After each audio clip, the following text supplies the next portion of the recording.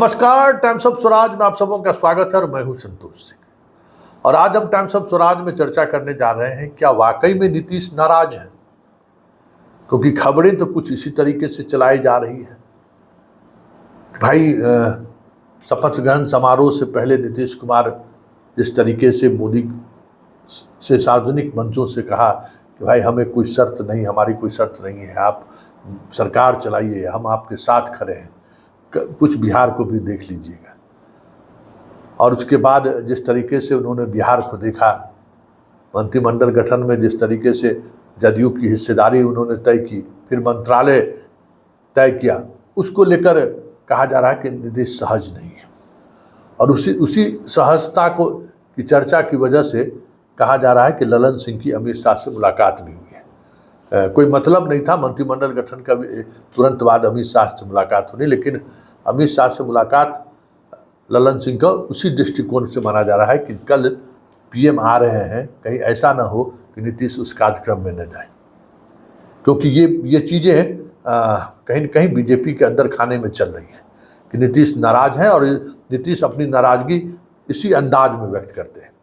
चंद्रबाबू नायडू के शपथ ग्रहण समारोह में नहीं जाना, चार्टर्ड प्लेन का घंटों इंतजार करना फिर भी नहीं जाना, उड़ीसा के मुख्यमंत्री के शपथ ग्रहण समारोह में नहीं जाना, जबकि दोनों जगह नीतीश कुमार के लिए जगह आवंटित किया गया था।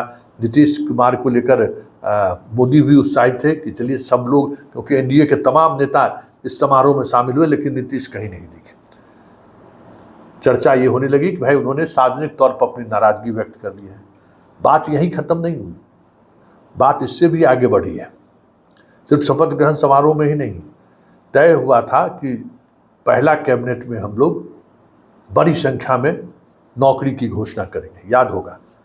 और कुछ उसी तरीके की कैबिनेट की तैयारी की चर्चा भी शुरू हुई, लेकिन कैबिनेट में नौकरी के एजेंडे पर ना कोई प्रस्ताव आया और ना ही चर्चा हुई।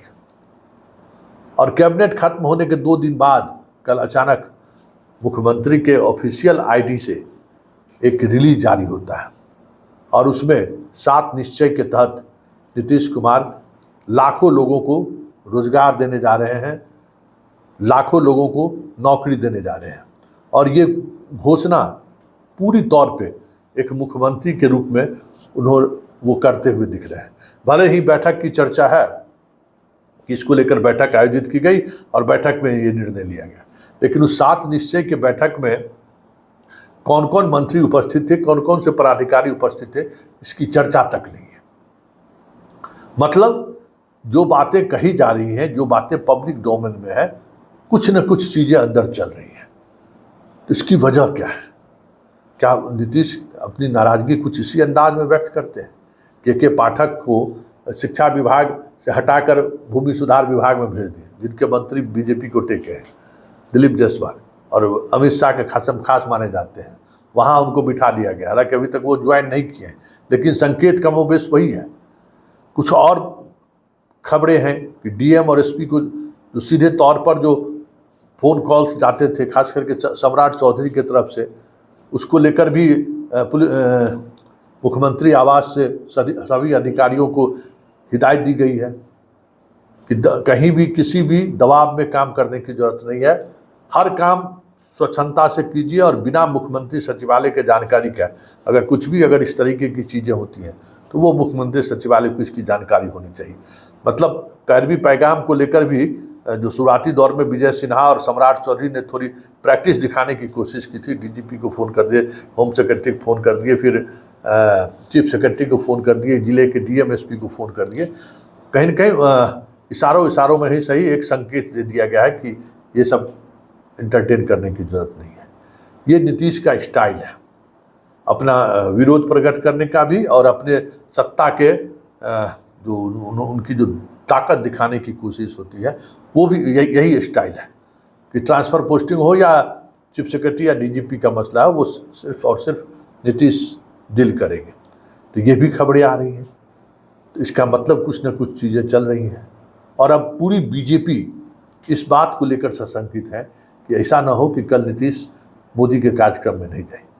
दिल्ली से लेकर पटना तक इसी बात को लेकर मंथन चल रहा है कि ये अगर बातें, अगर मोदी के इस कार्यक्रम में नीतीश शामिल नहीं हुए, तो फिर जो बातें अंडर टेबल चल रही है, यूट्यूब में कुछ मीडिया हाउस इस तरीके की खबरें चला रहे हैं कि नाराज़ है, लेकिन कल अगर प्रधानमंत्री के कार्यक्रम में नहीं गए तब तो ये नाराज़गी की बात खुलकर सामने आ जाएगी।